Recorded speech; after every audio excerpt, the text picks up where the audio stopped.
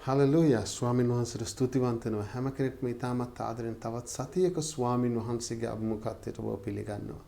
දෙවියන් වහන්සේට ස්තුතිවන්ත වෙනවා. උන්වහන්සේ යහපත්. උන්වහන්සේ කරුණාවන්තයි. උන්වහන්සේ දයාවෙන් පූර්ණ වූ දෙවියන් වහන්සේ. මක් නිසාද අපිට හැකිව තිබෙනවා. අපිට මොන වාතාවරණය වුණත්, මොන අවස්ථාවක වුණත්, මොන ස්ථානයේ වුණත් ස්වාමින් වහන්සේගේ අභිමුඛත්වයට එන්න. අපිට විශේෂ වත්පිළිවෙත් අවශ්‍ය නැහැ. අපිට විශේෂ දෙවියන් වහන්සේගේ අභිමුඛත්වයට එන්න විශේෂ ක්‍රමයක් අවශ්‍ය නැහැ. අපිට ඉන්න තැන ඉඳන් අපි ස්වාමින් වහන්සේ වෙතට එන්න පුළුවන්. ඉතින් අපි දෙවියන් වහන්සේට ප්‍රශංසා කරනවා. මේ උදෑසන ස්වාමින් වහන්සේව නමස්කාරය කරමු. අපි ආවි උන්වහන්සේව නමස්කාරය කරන්නට. අපි ගායනා කරමු ගීතිකාවක්. අපි කියමු ඔබ නම දින්නට ආවෙමි සමිදේ. ඔබ හට ඇති ප්‍රේමය නිසා. උන්වහන්සේ විශ්වයේ මැවුම් කරුවාණන්. හලෙලූයා. අපි ගායනා කරමු.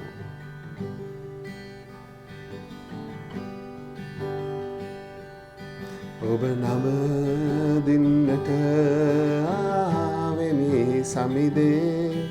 ඔබ හට ඇති ප්‍රේමය නිසා. පැසසුම් ගී ඔබ වෙත පුදනෙමිමා. ඔබ මාගේ දෙවිඳුන් නිසා. අද පිරි සතුටින් ඔබ පසසමිමා. ගැලවුම් කරු ඔබම නිසා.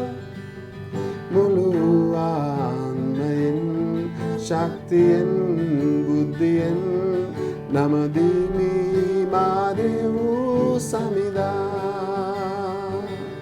විශ්වයේ මැවුම් කරුවාණනි. ඔබටයි මේ ස්තුතියි. පසසාගයම් ඔබේ නාමය. වඳිනෙම් ඔබ තුම බැතිනි. විශ්වයේ මැවුම් කරුවාණනි. ඔබටයි මේ ස්තුතියි. පසසාගයම් ඔබේ නාමය. වඳිනෙම් ඔබ තුම බැතිනි.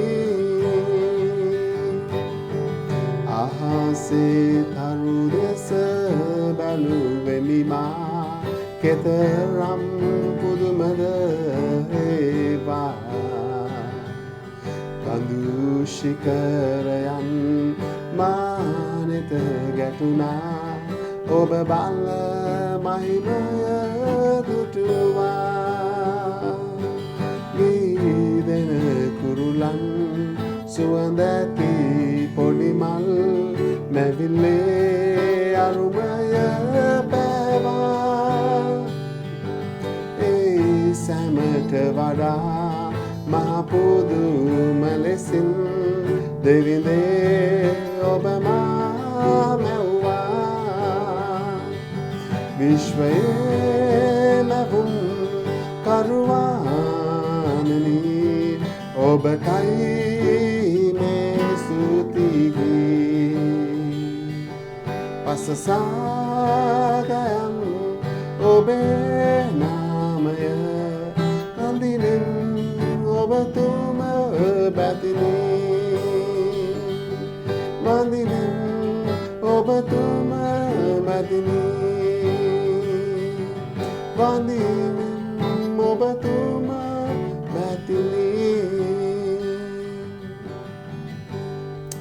ස්තුති වේවා දෙවි ස්වාමිනී. ස්වාමිනී ඔබ වහන්සේගේ යහපත්කමත් කරුණාවන්තකමත් නිසා ස්තුතිවන්ත වෙනවා. ඔබ වහන්සේ විශ්වයේ මැවුම් කරුවාණන්. ඔබ වහන්සේ වදු දැසන අපිට ඔබ වහන්සේව නමස්කාරය කරන්නට හැකිව තිබෙන නිසා ස්තුතිවන්ත වෙනවා. දෙවි පියාණනි අපි එකිනෙක කෙනාගේ නමස්කාරය මේ උදෑසන ඔබ වහන්සේ බාරගත මැනව. අපගේ ප්‍රශංසාව බාරගත මැනව ස්වාමිනී. Hallelujah hallelujah. නමස්කාරය වේවා ස්වාමිනී. අපි සුදාත්මයන් වහන්සේට ආරාධනා කරමු. එකම පුරවන්න පුරවන්න පුරවන්න ජේසුනේ. පුරවන්න පුරවන්න පුරවන්න ජේසුනේ. ඔබේ ආත්මයේ ආලේපයෙන් පුරවන්න ජේසුනේ. පුරවන්න පුරවන්න පුරවන්න ජේසුනේ. ඔබේ ආත්මයේ ආලේපයෙන් පුරවන්න ජේසුනේ. ආශාවෙන් පිපාසයෙන් ඔබේ පාමුල සැමදා රැඳෙන්නෙමි. ආශාවෙන් පිපාසයෙන් ඔබේ පාමුල සැමදා රැඳෙන්නෙමි. ඔබේ ආත්මයේ ආලේපයෙන් පුරවන්න ජේසුනේ. ඔබේ ආත්මයේ ආලේපයෙන් පුරවන්න ජේසුනේ. පුරවන්න ස්වාමිනේ. පුරවන්න පුරවන්න පුරවන්න ජේසුනේ. ඔබේ ආත්මයේ ආලේපයෙන් පුරවන්න ජේසුනේ. ඔබේ ආත්මයේ ආලේපයෙන් පුරවන්න ජේසුනේ. ඔබේ ආත්මයේ ආලේපයෙන් පුරවන්න ජේසුනේ. ඔබේ ආත්මයේ ස්වාමිනේ. ඔබේ ආත්මයේ ආලේපයෙන් පුරවන්න ජේසුනේ.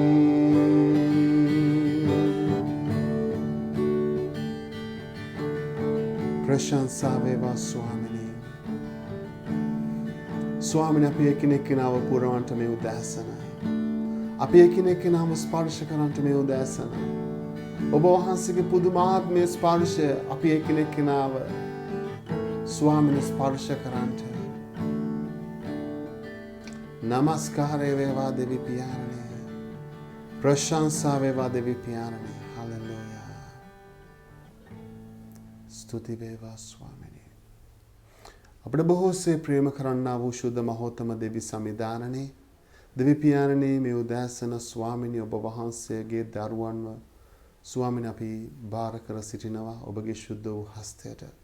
ස්වාමිනේ කෙනෙක් වේදනාවෙන් සිටිනවද, කෙනෙක් අමාරුකමෙන් සිටිනවද, කෙනෙක් ප්‍රශ්නයෙන් සිටිනවද, කෙනෙක් වේදනාවෙන් සිටිනවද, රෝගයෙන් සිටිනවද, ස්වාමිනේ ඔබ වහන්සේගේ ස්වාමිනේ කරුණාවේ හස්තය ඔවුන් කෙරේ තබන්නට.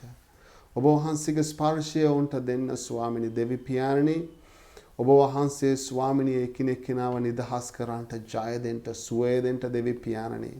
දෙවි පියාණනි අපි නාසරයේ ජේසුස් ක්‍රිස්තුස් වහන්සේගේ නාමයෙන් ඔබ වහන්සේගෙන් ඉල්ලන්නේ ස්වාමිනේ ඔබ වහන්සේගේ කරුණාවේ හස්තය ඔබ වහන්සේගේ දරුවන් කෙරේ තැබුව මැනව. ඒ වගේම ස්වාමිනේ ඔබ වහන්සේගේ වචනය බාර කරනවා, දාසය බාර කරනවා. දවසේදී ස්වාමිනේ ඔහුගෙන් එන වචනය තුලින් ඔබ වහන්සේ අපි එකිනෙකාට කතා කරන්නට, අපිට මඟ පෙන්වන්න දෙවියන් වහන්සේ ස්වාමිනේ ඔබ වහන්සේගේ බලවන්ත වචනයෙන් අපි එකිනෙකාට ආශිර්වාද කරන්න. දාසයව බාර කරනවා, දේව දාසයව ස්වාමිනේ ඔබ වහන්සේ ඔබ වහන්සේගේ ආත්මේ ආලේපයෙන් පූර්ණ කරන්නට. ස්වාමිනේ ඔහුගේ දෙතොල් ඔබ වහන්සේ ස්පර්ශ කරන්නට. ස්වාමිනේ ඔබගේ හස්තයට මේ සියලු දේ බාර කරන්නේ නාසරයේ ජේසුස් ක්‍රිස්තුස් වහන්සේගේ නාමයෙන්ය. ආමෙන්. ආමෙන්. හලෙලූයා. සියලු දෙනාටම සුබ උදෑසනක්. අද දවසේ මා ඔබ සමග බෙදා ගන්නට බලාපොරොත්තු වෙන මාතෘකාව සියල්ලෙදී දෙවියන් වහන්සේට ස්තුති කිරීමේ වැදගත්කම සම්බන්ධවයි. සියල්ලෙදී දෙවියන් වහන්සේට ස්තුති කිරීමේ වැදගත්කම සම්බන්ධවයි. කිතුණුවෙකුගේ ජීවිතයේ ජයග්‍රාහී මාවතකට ගෙන යන පිණිස කිතුණුවෙකු විසින් ඇති කරන්නට පුළුවන් ප්‍රතිචාරය ජීවමාන දෙවියන් වහන්සේට ස්තුති කිරීමයි. එනම් කිතුණුවෙකුගේ ජීවිතයේ ඔහුට ජයග්‍රාහී මාවතක ගමන් කරන පිණිස තමා විසින් කරන්නට පුළුවන් උතුම්ම දේ තමයි ජීවමාන දෙවියන් වහන්සේට ස්තුති කිරීම. දෙවියන් වහන්සේ මහිමයට පත්වෙන්නටත් යක්ෂයා පරාජයට පත්වෙන්නටත් මනුස්සයාට හිමි උතුම් ආයුධයක් නම් එයත් දෙවියන් වහන්සේට ස්තුති කිරීමයි. හැබැයි මාගේ සහෝදරයා සහෝදරිය කාලයක් උඩදී මගේ ජීවිතයටත් මේ ප්‍රශ්නය තිබුණා. ඒ වගේම මම නොයෙකුත් අයගෙනුත් මට ඇහෙන්න ලැබිලා තිබෙන කාරණාවක් තමයි ඔය කිව්වට කොහමද දෙවියන් වහන්සේට හැම වෙලාවෙම ස්තුති කරන්නේ? අපිට තිබෙන ප්‍රශ්න, අපිට තියෙන ගැටලු, සමහර වෙලාවට අපි හිර වෙලා තිබෙන තැන්වල කොහමද අපිට ස්තුති හදවතක් ඇති කරන්න පුළුවන් වෙන්නේ කියන ප්‍රශ්නය කාලයක් උඩදී ඇත්තට මටත් තිබුණා. මේක මොකද්ද මෙතන කියන විදිහට කොහමද මේ දේ ප්‍රායෝගික වෙන්නේ කියන එක. ඒ වගේම මගෙන් අහපු අයත් කීප දෙනෙක්ම ඉන්නවා. ඒ නිසා අද දවසේ මම විශේෂ කාරණා 3ක් යටතේ ඔබට පැහැදිලි කරන්නට බලාපොරොත්තු වෙනවා දෙවියන් වහන්සේට ස්තුති කිරීමේ වැදගත්කම. සියල්ලෙදී දෙවියන් වහන්සේට ස්තුති කිරීමේ වැදගත්කම සම්බන්ධව මම ප්‍රධාන කාරණා 3ට යන්නට ප්‍රථමයෙන් බයිබලයේ නොයෙකුත් තැන්වල සඳහන් කරන ස්තුති කිරීම සම්බන්ධ බයිබල් පද කීපයක් ඔබ මැදියේ තබන්නට බලාපොරොත්තු වෙනවා. ඉතින් අපි දේව වචනයෙන් කොටස් කීපයකට අපගේ අවධානය යොමු කරමු. මගේ ප්‍රධාන බයිබල් කොටස වන්නේ පළවෙනි තෙසලෝනික 5 වෙනි පරිච්ඡේදයේ 18 වෙනි පදයයි. සියල්ලෙදී ස්තුති කරන්න. මක් නිසාද? ක්‍රිස්තුස් යේසුස් වහන්සේ තුල නුඹලා ගැන දෙවියන් වහන්සේගේ කැමැත්ත මේය. සියල්ලෙදී ස්තුති කරන්න. මක් නිසාද? ක්‍රිස්තුස් යේසුස් වහන්සේ තුල දෙවියන් වහන්සේගේ කැමැත්ත මේය. පිලිප්පි 4 වෙනි පරිච්ඡේදයේ 6 වෙනි පදයට ගියොත් නුඹලා කිසිවක් ගැන කනගාටු නොසිතා සියල්ලෙදී ස්තුති දීම සමග යාඥාවේද කන්නලව්වේද නුඹලාගේ ඉල්ලීම් දෙවියන් වහන්සේට දන්වන්න. කොලෝසි 4 වෙනි පරිච්ඡේදයේ 2 වෙනි පදයේ මෙසේ කියනවා ස්තුති දීමෙන් යුක්තව යාඥාවේ අවදිව සිට නොකඩව එහි පවතින්න. එපිස 5:20 අපගේ ස්වාමි වූ ජේසුස් ක්‍රිස්තුස් වහන්සේගේ නාමයෙන් අපගේ ස්වාමි වූ ජේසුස් ක්‍රිස්තුස් වහන්සේගේ නාමයෙන් සියලු දේ ගැන පිය වූ දෙවියන් වහන්සේට නිතරම ස්තුති කරන්න. සියලු දේ ගැන පිය වූ දෙවියන් වහන්සේට නිතරම ස්තුති කරන්න. කොලෝසි 3:17 තවද නුඹලා වචනයෙන් හෝ ක්‍රියාවෙන් හෝ මොකක් කරත් වචනයෙන් හෝ ක්‍රියාවෙන් හෝ මොකක් කරත් සියල්ලම ස්වාමි වූ යේසුස් වහන්සේගේ නාමයෙන් කරමින් උන්වහන්සේ කරන කොටගෙන පිය වූ දෙවියන් වහන්සේට ස්තුති කරන්න. සියල්ල යේසුස් වහන්සේගේ නාමයෙන් කරමින් උන්වහන්සේ කරන කොටගෙන පිය වූ දෙවියන් වහන්සේට ස්තුති කරන්න. තව එක බයිබල් පදයක් හෙබ්‍රේයු 13:15 එබැවින් දෙවියන් වහන්සේගේ නාමයට ස්තුති කරන තොල්වල පළවන ප්‍රශංසාව නැමැති පූජාව උන්වහන්සේම කරන කොටගෙන නිතරම දෙවියන් වහන්සේට ඔප්පු කරන්න. ස්තුති කරන තොල්වල පළවන ප්‍රශංසාව නැමැති පූජාව උන්වහන්සේ කරනකොටගෙන නිතරම දෙවියන් වහන්සේට ඔප්පු කරන්න. මාගේ ප්‍රේමවන්ත සහෝදරයා සහෝදරිය, තව බයිබල් පද මට ඕන නම් ඔබට ඉදිරිපත් කරන්න පුළුවන්. හැබැයි මම මේ තෝරගත්තා වූ බයිබල් පද කීපය තුල ඒ සන්දර්භයේ ඒ පසුබිම එක්ක කියවනකොට මට පෙනෙනා වූ ප්‍රධාන කාරණා දෙකක් තිබෙනවා. තුනක්. එකක්, යාඥාව සමග ස්තුති කරන්න කියන එක. මම අද දවසේ යාඥාව ගැන නෙවෙයි කතා කරන්නට යන්නේ. ඒ නිසා ඒක ගැන අපි වෙනම බලමු දවසක. ඒ වගේම තව ප්‍රධාන කාරණාවක් තමයි ක්‍රිස්තුස් වහන්සේ තුල ක්‍රිස්තුස් වහන්සේ කරනකොටගෙන ක්‍රිස්තුස් වහන්සේගේ නාමයෙන් දෙවියන් වහන්සේට ස්තුති කරන්න කියන කාරණාව. ඒ වගේම ස්තුති කිරීම කියන්නේ දෙවියන් වහන්සේ ඉදිරියේ එය මිහිරි පූජාවක්, ප්‍රශංසාවක් කියන එකත් අපට දක්නට ලැබෙනවා. ඉතින් මගේ පළවෙනි කාරණාව විදියට අද දවසේ මම ඔබ මැදියේ තබන්නට කැමති ස්තුති කිරීමේ දෙවියන් වහන්සේට ස්තුති කිරීමේ වැදගත්කම කියන මාතෘකාව යටතේ මම පළවෙනි කාරණාව විදියට අද දවසේ ඔබ මැදියේ තබන්නේ දෙවියන් වහන්සේගේ දෘෂ්ටිය කියන කාරණාවයි. ඒ මොකද්ද? දෙවියන් වහන්සේගේ දෘෂ්ටිය. එනම් දෙවියන් වහන්සේ ඔබව මොන විදියටද බලන්නේ? මම හිතනවා මේ ගැන දෙවියන් වහන්සේ මාව බලන්නේ මොන විදියටද කියන කාරණාව සම්බන්ධව මට හරි අවබෝධයක් තිබෙනවා නම් මම හිතනවා ඒකම මට ලොකු උපකාරයක් වන්නට යනවා දෙවියන් වහන්සේට නිතරම ස්තුති කිරීම සම්බන්ධව.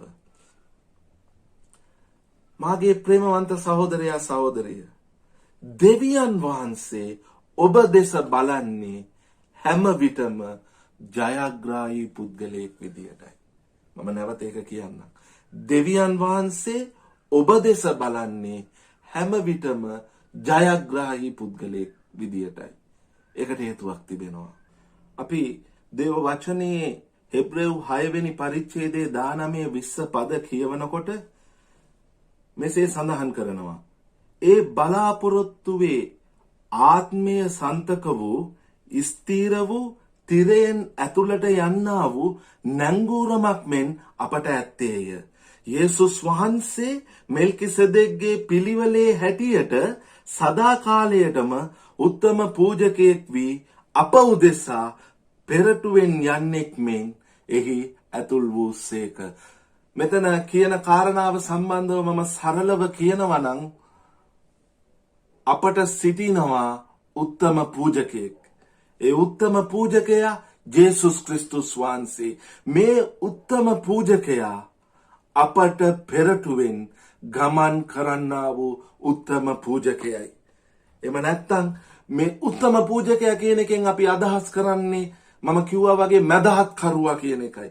මෙම මැදහත් කරුවා දේව වචනේ ප්‍රකාරයට අපගේ ඉදිරියෙන් ගමන් කරනු ලබන මැදහත් කරුවයි. ඉතින් මාගේ ප්‍රේමවන්ත සහෝදරයා සහෝදරිය, ජේසුස් ස්වාමින් වහන්සේ නිසා, ඒ ජේසුස් ස්වාමින් වහන්සේ කරනකොටගෙන මම මිදීම ලැබපු නිසා දෙවියන් වහන්සේ මාව දකින හැම වෙලාවෙම මාව බලන්නේ ඒ ජේසුස් ක්‍රිස්තුස් වහන්සේ යන මැදහත් කරුවාණන් තුලින්. ඒ ජේසුස් ක්‍රිස්තුස් යන මැදහත් කරුවා තුලින් මාව බලන නිසා දෙවියන් වහන්සේට හැම වෙලේවම මාව පේන්නේ ජයග්‍රාහී පුද්ගලයෙක් විදියටයි. තවත් විදියකට කියනවා නම් අපි හිතනවට වඩා අමාරු කරන්නට බැහැ කියන සියලුම සාපයෙන් සියලුම පාපයෙන් අපව මුදනු ලැබුවා වූ අපව මිදෙව්වා වූ ජේසුස් ක්‍රිස්තුස් වහන්සේ මා ඉදිරියෙන් ගමන් කරන නිසා, ඒ මැදහත් කරුවාණන් සිටින නිසා, ඒ මැදහත් කරුවාණන් කරනකොටගෙන මා ශුද්ධ වුණ නිසා, ඒ මැදහත් කරුවාණන් කරනකොටගෙන මා පවිත්‍ර වුණ නිසා, ඒ මැදහත් කරුවාණන් කරනකොටගෙන මා ධර්මිෂ්ඨ වූ නිසා, ඒ මැදහත් කරුවාණන් කරනකොටගෙන මා අද දවසේ ගමන් කරන නිසා දෙවියන් වහන්සේ ජේසුස් ක්‍රිස්තුස් වහන්සේ තුල සිටින මාවයි ඔබවයි අද දවසේ බලන විට බලන්නේ ඒ ජයග්‍රාහී ජේසුස් ක්‍රිස්තුස් වහන්සේ තුලින් මාගේ සහෝදරයා සහෝදරිය. ඒ නිසා දෙවියන් වහන්සේ මාවයි ඔබවයි බලනකොට උන්වහන්සේට ඔබවයි මාවයි ජයග්‍රාහී පුද්ගලයන් විදියටයි පෙනෙන්නේ කියන සත්‍යතාවය අද දවසේ නැවත මම ඔබ ඉදිරියේ මතක් කර දෙන්නට කැමතියි. මේ සත්‍යතාවය අපි වටහා ගත්තත් නැතත් යථාර්ථය එයයි. සමහර විට මට තියෙන්න පුළුවන් මං ගැන ප්‍රශ්න මම ඇත්තටම ජයග්‍රාහී පුද්ගලයෙක්ද? මම ඇත්තටම එහෙම කෙනෙක්ද? මම ඇත්තටම මෙහෙම කෙනෙක්ද කියලා. හැබැයි මම අද දවසේ ඔබට කියන්නට කැමතියි. ජේසුස් ක්‍රිස්තුස් වහන්සේ තුල ඔබයි මහයි ජයග්‍රාහී පුද්ගලයන්. ජේසුස් වහන්සේගේ පූජාව කරනකොටගෙන ඔබයි මායි ජයග්‍රාහී පුද්ගලයන්. ඒ නිසා දෙවියන් වහන්සේ හැම විටම ඔබව මාව බලන්නේ ඒ ජේසුස් වහන්සේ කරනකොටගෙන ධර්මිෂ්ඨ පුද්ගලයෙක් විදියට, ජයග්‍රාහී පුද්ගලයෙක් විදියට. මේ දේ නිසා මේ යථාර්ථය තේරුම් ගැනීම කරනකොටගෙන මා විශ්වාස කරනවා මට පුළුවන්කමක් තිබෙනවා දෙවියන් වහන්සේට ස්තුති කරන්න. මගේ ප්‍රශ්නයක් නෙමෙයි දෙවියන් වහන්සේට. මගේ ගැටලුවක් නෙවෙයි දෙවියන් වහන්සේට. මක් නිසාද මගේ ගැටලුවට මගේ ප්‍රශ්නයට ජයගෙන දෙන්නා වූ තනන් වහන්සේ මාව මුදනු ලැබුවේ එතුමා තුලින්. ඒ වගේම මා ඉදිරියේ ගමන් කරන්නේ එතුමාණන්. දෙවියන් වහන්සේ මාව හැම වෙලේම බලන්නේ ඒ ජේසුස් ක්‍රිස්තුස් වහන්සේ තුලින්. බලන්න දේව වචනේ ස්තුති කිරීම ගැන කතා කරන තැන්වල හැම තැනකම වගේ සන්දර්භය තුල එහෙම නැත්නම් මේ දේව වචනය තුල ජේසුස් ක්‍රිස්තුස් වහන්සේ ගැන විශේෂයෙන්ම සඳහන් වෙනවා. මක් නිසාද ජේසුස් ක්‍රිස්තුස් වහන්සේගෙන් පිට නෙවෙයි මාගේ සහෝදරයා සහෝදරිය. ඒ ජේසුස් වහන්සේ තුල ඔබයි මායි ජයග්‍රාහී පුද්ගලයෙක්. උන්වහන්සේ අපව මිදුවා වූ තනන් වහන්සේ නිසා ඒ ජයග්‍රහණය, ඒ මිදීම, ඒ ධර්මිෂ්ඨකම කරනකොටගෙන මට පුළුවන් දෙවියන් වහන්සේට ප්‍රශංසා කරන්න.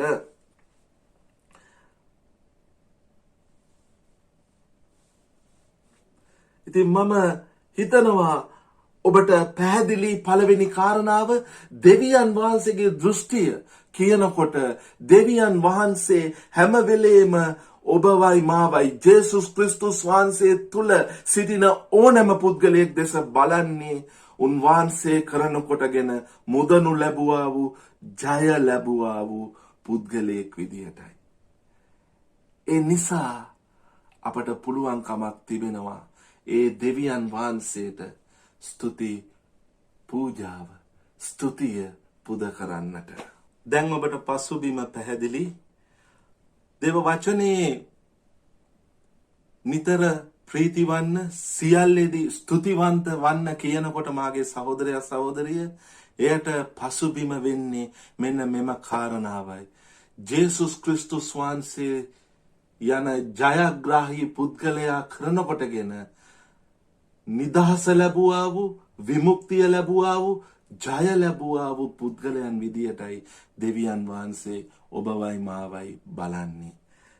දෙවනි කාරණාව විදියට අද දවසේ මම ඔබ සමග බෙදා ගන්නට කැමති නිතරම ස්තුති කිරීම දෙවියන් වහන්සේට අපගේ ගෞරවය සහ කෘතඥතාවය පෙන්වන්න පුළුවන් හොඳම අවස්ථාව. නිතර දෙවියන් වහන්සේට ස්තුති කිරීම තුළින් අපට අපගේ ගෞරවය අපගේ කෘතඥතාවය දෙවියන් වහන්සේට පෙන්වන්න පුළුවන් හොඳ අවස්ථාවක්. එය දෙවියන් වහන්සේ ඔබගෙනුයි මගෙනුයි බලාපොරොත්තු වෙනවා. මම එක කතන්දරයකට ඔබව දේව වචනය තුල ගෙනියන්නට කැමති. අපි දකිනවා ලූක් පොතේ 17 වෙනි පරිච්ඡේදයට යනකොට කුෂ්ඨ රෝගීන් 10 දෙනෙක්ව සුව කිරීමේ කතන්දරය. මේ අයව සුව කළාට පස්සේ මේ අය පවිත්‍ර වුණාට සුව වුණාට පස්සේ කාරණාව ගැන මම පොඩ්ඩක් දෙව වචනයෙන් ඔබ සමග කියවන්නට යනවා. ලූක් 17 15 වෙනි පදයේ සිට 18 වෙනි පදය දක්වා. තවද ඔවුහු යද්දී පවිත්‍ර වූවෝය. ඔවුන්ගෙන් එක්කෙනෙක් තමාට සුව වූ බව දැක මහත් ශබ්දයකින් දෙවියන් වහන්සේට ගෞරව කරමින් හැරි ඇවිත් උන්වහන්සේගේ පාමුල මුනින් වැටි උන්වහන්සේට ස්තුති කළේය. ඔහු සමාරිතයෙක්ය. යේසුස් වහන්සේ උත්තර දෙමින් දස දෙනාම පවිත්‍ර වුණා නොවේද? නමුත් 9 දෙනා කොයිද? මේ විදේශිකයා හැර දෙවියන් වහන්සේට ගෞරව කරන්නට වෙන කිසිවෙක් හැරි නායේද කියා ඔහු කතා කොට නැගිට යන්න නුඹේ ඇදහිල්ල නුඹ සුව කළේ යයි කීසේක. මෙතන අපිට පැහැදිලිව පෙනෙන දෙයක් තමයි ඒ 10 දෙනාම සුව වුණාට එක පුද්ගලයෙක් නැවත දෙවියන් වහන්සේට ගෞරව කරමින් නැවිත් ජේසුස් වහන්සේට වැඳ වැටෙමින් ස්තුති කළා. එවිට ජේසුස් වහන්සේ අහනවා අනිත් 9 දෙනාත් සුව වුණා නේද? කෝ මේ 9 දෙනා? ඒ 9 දෙනාට බැරි වුණාද දෙවියන් වහන්සේ ළඟට ඇවිත් ගෞරව කරන්න? ඉතින් මාගේ සහෝදරයා සහෝදරිය ස්තුති කිරීම තුලින් අපට දෙවියන් වහන්සේට ගෞරව කරන්නටත් උන්වහන්සේට කෘතඥතාවය ඇති කරන්නටත් අවස්ථාව සැකසෙනවා. හැබැයි මම ටිකක් මේ ගැන කල්පනා කරලා බලනකොට මට හිතුණු කාරණා කිහිපයක් මම ඔබ ඉදිරියේ තබන්නට කැමති ස්තුති නොකිරීමට හේතු විදියට. ස්තුති නොකිරීමට හේතු නම් පුරුදු නැතිකම, එනම් දන්නේ නැහැ ස්තුති කරන්න. විශ්වාසය නැතිකම, ඒ කියන්නේ ඔවුන් තුල විශ්වාසයක් නැහැ. දෙවියන් වහන්සේ තමයි මේ දේ කළේ, දෙවියන් වහන්සේ තමයි මගේ ජීවිතය මේ විදියට ඉදිරියට ගෙනියන්නේ, දෙවියන් වහන්සේ තමයි මට සපයන්නේ, දෙවියන් වහන්සේ තමයි මාව මිදෙව්වේ, මම ජයග්‍රාහී පුද්ගලයෙක් කියන කාරණාවල් සම්බන්ධව විශ්වාසය නැතිකම, ගෞරවය නැතිකම, එහෙම නැත්නම් කුඩා කාලේ සිටම ගෞරව කරන්නට දන්නේ නැහැ. අරි අමාරුයි දෙවියන් වහන්සේට වුණත් ගෞරවයක් ඇති කරනවා කියන කාරණාව. යටහත්කමක් නැතිකම, කෘතගුණයක් නැතිකම. මෙන්න මෙවැනි කාරණාවල් සමහර විට හේතු වෙන්නට පුළුවන් අපට ස්තුති කිරීමේ හදවතක් ගොඩනගන්නට අපහසු වෙන්න. මම ඔබට එක දෙයක් කියන්නට කැමතියි. මේ සියලු කාරණාම අපව අන්ධකාරයේ තබන්නට අපට උපකාර වෙන කාරණායි. සමහර අය මම දැකලා තිබෙනවා, සමහර අය හරි දක්ෂයි, සමහර වෙලාවට ඒගොල්ලෝ උගත් වෙන්න පුළුවන්, බුද්ධිමත් වෙන්න පුළුවන්, දැනුමෙන් පූර්ණ වෙන්න පුළුවන්, දෙවියන් වහන්සේ ගැනත් දැනුම තිබෙනවා වෙන්න පුළුවන්. හැබැයි හොඳ දේවල් වෙනුවට දකින්නේ නරක දේවල්. ඔවුන්ට පෙනෙන්නේම ඍණ පැත්තේ දේවල්. මාගේ සහෝදරයා සහෝදරිය, කෙනෙකුගේ හොඳක් ගැන ප්‍රශංසා කරනවට වඩා ඒ කෙනාව අධෛර්යමත් කරන විදියට කතා කරන එකමයි ක්‍රියාත්මක කරන්නේ. මේවාට පසුබිමක් තිබෙනවා. සමහර විට හීනමානය වෙන්න පුළුවන්. සමහර විට පසුබිමේ තුවාල වෙන්න පුළුවන්. තමා තුළ මෙවැනි පුද්ගලික භාවයක් ගොඩනගලා ඇත්තේ. අද දවසේ මම ඔබට කියන්නට කැමති, එවැනි අය දෙවියන් වහන්සේ ඉදිරියට හැවිත් තමාගේ ජීවිතය නිවැරදි කරගන්නට අවශ්‍යයි. මක් නිසාද දෙවියන් වහන්සේට ස්තුති කිරීමේ හදවත ගොඩනැගීම එපමණ වැදගත්. ඔබට පුළුවන් ඒ ජයග්‍රාහී මාවත තුල ස්තුතිවන්ත හදවතක් ඇතුව දෙවියන් වහන්සේ තුල ඉදිරියට යන්න. ඒ ස්පර්ශය, ඒ විශේෂ ආලේපය, ඒ විශේෂ අවස්ථාව දෙවියන් වහන්සේට පුළුවන් ඔබගේ මගේ ජීවිතයේ ඇති කරන්නට ඔබයි මා ඉඩ දෙනවා. ආකල්පමය වෙනසක්, දෘෂ්ටිමය වෙනසක් අපගේ ජීවිතයේ අපි එවැනි පසුබිමකින් එන අය නම් සුවය කරනකොටගෙන ඇති කරගන්නට අවශ්‍යයි. මක් නිසාද අපි මෙපමණ කල් දැක්කේ බලුවේ අයහපත් දේ නම්, වැරදි දේ නම්, දුර්වල දේ නම් ජේසුස් ක්‍රිස්තුස් වහන්සේ කරනකොටගෙන මාගේ සහෝදරයා සහෝදරිය අපි අද දවසේ සිට උත්සාහ කරමු එවැනි පුද්ගලයන්ගේ ජීවිතවල පවා යහපත් දේ දකින්ට. මෙය මම හිතනවා අපගේ ජීවිතයේ ඒ ස්තුතිවන්ත හදවතක් ඇති කිරීමේ ප්‍රතිඵලයක් ලෙස. ඒ නිසා සුවය ලබමු. අපි අපගේ හදවත තව තව ස්තුතිවන්ත හදවතක් විදියට පරිවර්තනය කර ගමු.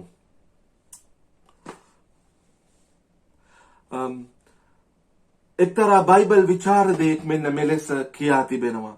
ඕ කියනවා බොහෝ මිනිස්සයන් නොලැබෙන දේ ගැන කනස්සල්ලු වන තරමට ලැබෙන දේවල් ගැන ස්තුතිවන්ත වන්නේ නැහැලු. මේක අරි මේ බොහොමත්ම ගැඹුරු සත්‍යතාවයක් විදියට මම දකිනවා.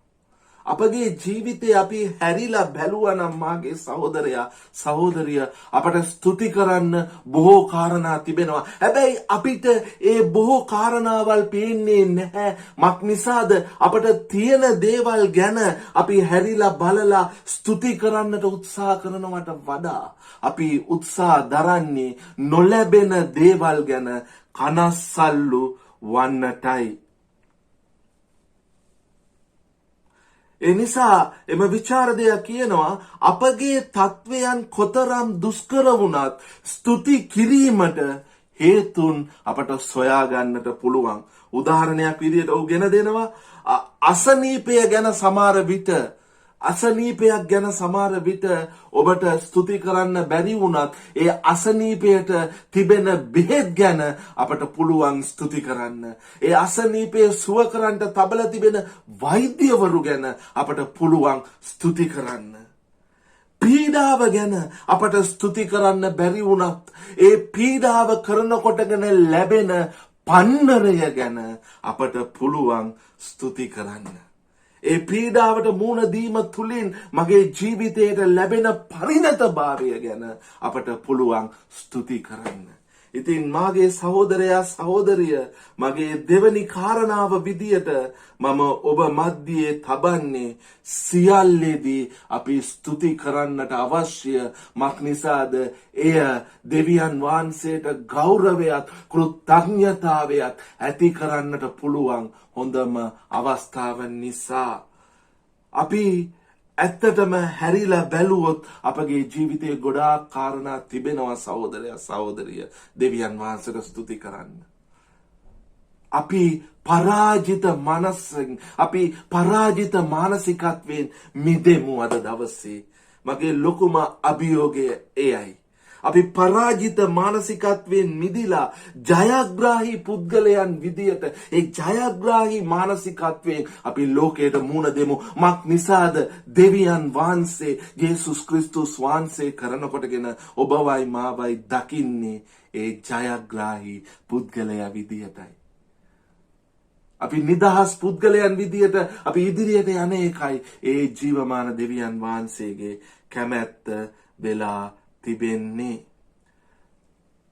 අවසාන කාරණාව විදියට තුන්වෙනි කාරණාව මම ඔබ මැදියේ තබන්නට කැමැති.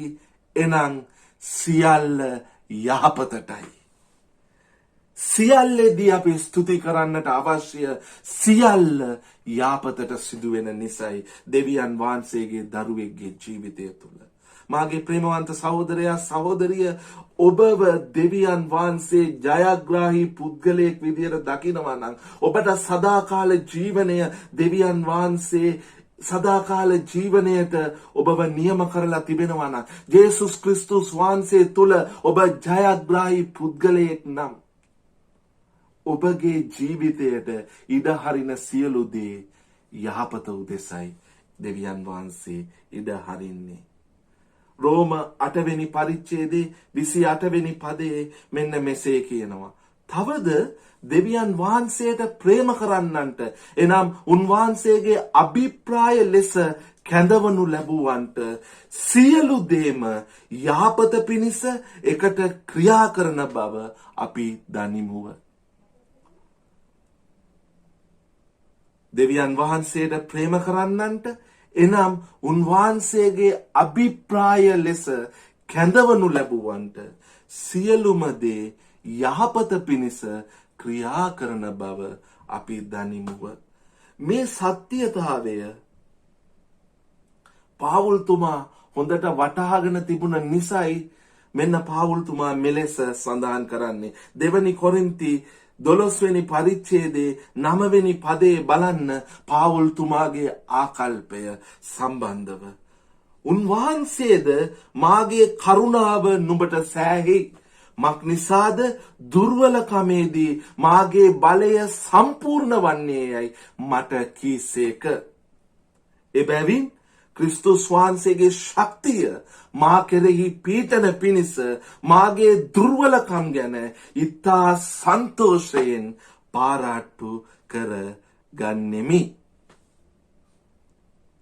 මෙතන පාවුල්තුමා කියනවා ඔහුගේ දුර්වලකමේදී දෙවියන් වහන්සේගේ කරුණාව ඔහුට සෑහි. මක් නිසාද දෙවියන් වහන්සේගේ බලය සම්පූර්ණව ක්‍රියා කරනවා. ඒ තුලින් උන්වහන්සේගේ ශක්තිය තමන්ගේ ජීවිතය තුල ක්‍රියාත්මක වෙනවා කියලා. පාවුල්තුමා හරි පුදුම දෙයක් මෙතන කියන්නේ. නැවත මම ඒ අවසාන කොටස කියන්නම්. එබැවින් ක්‍රිස්තුස් වහන්සේගේ ශක්තිය මා කෙරෙහි පීඨන පිණිස මගේ දුර්වලකම් ගැන මම ඉතා සන්තෝෂයෙන් පාරාට්ටු කරගනිමි. මාගේ ප්‍රේමවන්ත සහෝදරයා සහෝදරිය අපගේ දුර්වලකම් දෙවියන් වහන්සේගේ ශක්තිය දෙවියන් වහන්සේගේ මහිමය අපගේ ජීවිතය තුල ක්‍රියා කරන්න දෙවියන් වහන්සේ අවස්ථාවක් කරගන්නවා. මම ඔබට මෙතනදී විශේෂ දෙයක් කියන්නට කැමති. අපිට සමහර අය අණ කරනවා මේ විදියට යාඥා කරන්න මේ විදියට යාඥා කරන්න කියලා. මල් ළඟට එන අයත් සමහර අය කියනවා පාස්ටර් මේම වෙන්න කියලා මේ විදියට වෙන්න කියලා සුව වෙන්න කියලා මේ විදියට ප්‍රශ්නේ විසඳෙන්න කියලා යාඥා කරන්න කියලා සම්පූර්ණ සැලැස්ම දීලා කියනවා මේම යාඥා කරන්න කියලා. මාගේ සහෝදරයා සහෝදරිය අද දවසේ මම ඔබට කියන්නට කැමති අපි ඇයි දෙවියන් වහන්සේගේ කැමැත්තට බාර දීලා යාඥා කරන්නේ? අපිට බැරි කමක් නැහැ ස්වාමිනී කියලා සම්පූර්ණයෙන්ම නිදහස පමණක් සුවය පමණක් අයදිලා යාඥා කරන්න. හැබැයි මම ඔබට එක දෙයක් කියන්නට කැමතියි. සුවය නිදහසට එහා ගිය දෙවියන් වහන්සේගේ බලයේ මහිමය අපගේ ජීවිතය තුල ක්‍රියා කරන්නට නම් අපි දෙවියන් වහන්සේගේ කැමැත්තට ඉඩ දෙන්න අවශ්‍යයි. පාවුල්තුමා ඒ ශක්තිය ඒ දෙවියන් වහන්සේගේ මහිමය තමන්ගේ ජීවිතය තුල ක්‍රියා කරන නිසා තමාගේ වේදනාව තමාගේ කට්ට තමාගේ තිබෙන දුර්වලකමට වඩා ඒ දෙවියන් වහන්සේගේ මහිමේ ක්‍රියාව ගැන ඔහු සන්තෝෂ වුණා. ඔහු ඒ ගැන පාරාට්ටු කරගත්තා. දෙවියන් වහන්සේ තුල ජයග්‍රාහී පුද්ගලයෙක් විදියට සිටින ජේසුස් වහන්සේ කරන කොටගෙන ජයග්‍රාහී පුද්ගලයෙක් විදියට සිටින දෙවියන් වහන්සේ මෙලෙස බලන ඔබගේ මගේ ජීවිතේ සියලු දේ සිද්ධ වෙන්නේ යහපත පිණිසයි. ඒ නිසා දේව වචනයේ මෙන්න මෙලෙස සඳහන් කරනවා. 1 පේදුරු 1:6 සිට 7 බලනකොට ඕනෑව තිබෙන විට නුඹලා දැන් ස්වල්ප කලක් අනේකාකාර පරීක්ෂාවලින් ශෝකයට පත්වන නමුත් ඒ ගැලවීම ගැන නුඹලා ඉතා ප්‍රීතිවන්නෝය. ඉතින් මාගේ සහෝදරයා සහෝදරිය දුෂ්කර අවස්ථාවන් වලදී අපගේ ඇදහිල්ලේ අව්‍යාජභාවය ඔප්පු වෙනවා. තව දුරට ඔබව ධෛර්යමත් කරගන්න මම ධෛර්යමත් කරන පිණිස මම දේව වචනයෙන් මෙන්න මේ බයිබල් පදයේද ඔබ සමග විශේෂයෙන්ම බෙදා ගන්නට කැමැති. සියල්ල යහපත උදෙසා සිද්ධ වෙන්නේ දෙවියන් වහන්සේට. ඒ නිසා අපට පුළුවන් කමක් තිබෙන්නට ඕනේ. නිතර ස්තුති කරන්න. රෝම 8 වෙනි පරිච්ඡේදයේ 37 39 වෙනි පද දෙස බලන කල අපි දකිනවා නමුත් අපට ප්‍රේම කළා වූ තනන් වහන්සේ කරනකොටගෙන අපි මේ සියල්ලේදී අතිශයින් ජය ගන්නෝ වෙමුව. මක් නිසාද? මරණයටවත් ජීවනයටවත් දූතයන්ටවත් අධිපතිකම්වලටවත් දැන් පවතින දේවටවත් මතු පැවැත්වෙන දේවල් වලටවත් පරාක්‍රමයටවත් උසටවත් ගැඹුරටවත් අන් කිසි මැවිල්ලකටවත් අපගේ ස්වාමි වූ ජේසුස් ක්‍රිස්තුස් වහන්සේ තුල ඇත්තා වූ දෙවියන් වහන්සේගේ ප්‍රේමයෙන් අප වෙන් කරන්නට නොහැකි වන්නේ ඒකාන්තයෙන්ම දනිමි. ඉතින් මාගේ සහෝදරයා සහෝදරිය ඒ ජයග්‍රහණය දුන්නා වූ ඒ ජේසුස් වහන්සේ කරනකොටගෙන ඒ ජයග්‍රහණයේ ඉරණම තීන්දුව කළා වූ දෙවියන් වහන්සේ ඔබවයි මාවයි ජයග්‍රාහී පුද්ගලයෙක් විදියට දකින බැවින් අපගේ ජීවිතයේ ඒ තීන්දුව වෙන කිසි දෙයකට බෑ අපගෙන් මුදුර ගන්න. ඒ නිසා අපි ජීවිතයෙන් එහාද ජය ගත්තා වූ සෙනගක් බවට පරිවර්තනය වෙනවා. ඒ නිසා අපට පුළුවන් කමක් තිබෙන්නට අවශ්‍යයි නිතර මේ ජීවමාන දෙවියන් වහන්සේට ස්තුති කරන්න. දෙවියන් වහන්සේ පළවෙනි කාරණාව ඔබවයි මාවයි දකින්නේ ජයග්‍රාහී පුද්ගලයෙක් විදියට. දෙවැනි කාරණාව දෙවියන් වහන්සේට ගෞරවයද කෘතඥතාවයද පෙන්වන්නට පුළුවන් හොඳම අවස්ථාව නිතර ස්තුති කිරීම. තුන්වෙනි කාරණාව අපගේ ජීවිතයේ සියලු දේ අපට වෙන්නේ යහපත උදෙසායි. ඒ තුලින් පන්නරයද පරිණත භාවයද තව දෙවියන් වහන්සේ තුල ගැඹුරද අත්දකින්න නිසා ඕනෑම අවස්ථාවක පුළුවන් අපිට දෙවියන් වහන්සේට ස්තුති කරන්න. මම දේව වචනය අවසන් කරන පිණිස ඔබට යම් කිසි කාරණාවල් කීපයක් කියන්නට කැමතියි. මම ඔබ සමග අපගේ සභාවේ සහෝදරයෙක්ව මතක් කරමින් යම් කිසි සාක්ෂියක් බෙදා ගන්නට කැමතියි. සභාවෙන් අපි හැමෝම දන්නවා ජගත් වාසනා පවුල ගැන.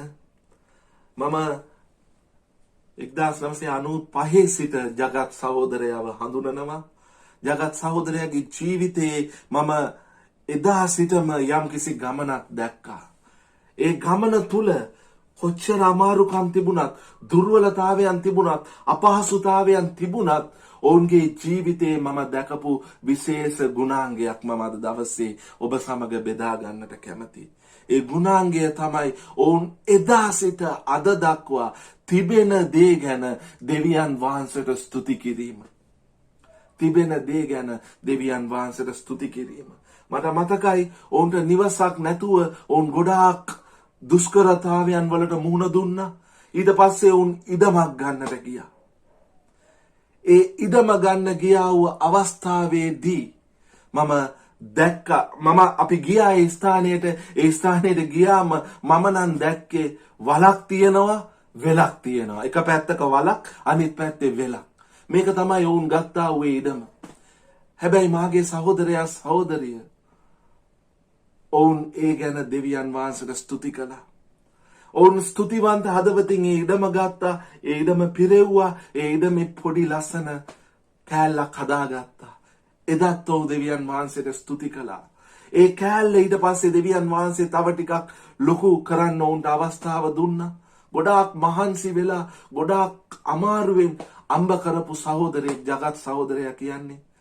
ඔව් එකම වෙලාවේ ලොරියක් එලවනවා, ලොරියේ ගෝලයාගේ වැඩෙත් කරනවා. මම ජගත් සමග කතා කරලා අවසරයක් ඇතුවයි ඔබ සමග අද දවසේ මේ දේ බෙදාගන්නේ. ඔව් ලොරිය ඩ්‍රයිවිං වැඩේ, ගෝලයාගේ වැඩේ දෙකම කරනවා ආර්ථිකව ඔවුන්ට අවශ්‍යතාවයන් තිබුණ නිසා. හැබැයි ඔවුන් මේ නිවස හදනකොටත් ඔවුන් දෙවියන් වහන්සේට ස්තුති කළා. ඊට පස්සේ ඊට වඩා තැනකට දෙවියන් වහන්සේ ගෙනාවා. අද වෙනකොට මේ අවුරුදු 25 ඇතුලේ ලොකු ගමනක් දෙවියන් වහන්සේ ඔවුන්ව ගෙනල්ලා තිබෙනවා. අද දවසෙත් ඔවුන් දෙවියන් වහන්සේට ස්තුති කරනවා. දැන් තවත් පියවරක් දෙවියන් වහන්සේ ඔවුන්ව ඉදිරියට ගෙනියන්නට යනවා. සමහර විට මාගේ සහෝදරයා සහෝදරිය අපි ඉඩම ගැන අපි යාඥා කරනවා. අපි ඊට පස්සේ ගෙයක් නැහැ කියලා අපි කනස්සල්ලු වෙනවා ඉඩම හම්බුණාම. ඊට පස්සේ ගේ හම්බුනාම වහලේ නැහැ කියනවා. එහෙම නැත්නම් ස්ලැබ් එක නැහැ කියනවා. එහෙම නැත්නම් උඩ නට්ටුව නැහැ කියනවා. එහෙම නැත්නම් ගාඩන් එකක් නැහැ කියනවා. හැබැයි අපි කවදාවත් විශේෂයෙන් මම ඒ ජගත් සහෝදරයාගේ ජීවිතේ දැක්කේ නෑ. නැති දේ ගැන කනස්සල්ලු වෙනවා. මම දැක්කේ ඔහු බොහොමත්ම ප්‍රීතියෙන් ඔහුට තියෙන දේ ගැන දෙවියන් වහන්සේට ස්තුති කරනවා. ඔහු මට මතකයි ඉඩම තිබ්බ දවසේ ඉඳලම මටත් අපේ තව සහෝදරයන්ටත් කතා කරන එන්න අපේ ඉඩමට අපි දෙවියන් වහන්සේට හොඳ নমස්කාර කාලයක් කරමු. ඊට පස්සේ එන්න අපේ ගෙදරට අපි নমස්කාර කාලයක් කරමු. ඊට පස්සේ උන්ට බෙල්කනි කෑල්ලක් එහෙම නැත්නම් උඩ ස්ලැබ් එකක් තිබුණා. ඔව් ගොඩාක් අවස්ථාවලදී අපිට කතා කරනවා එන්න අපි নমස්කාර කරලා දෙවියන් වහන්සේට ප්‍රශංසා කරමු.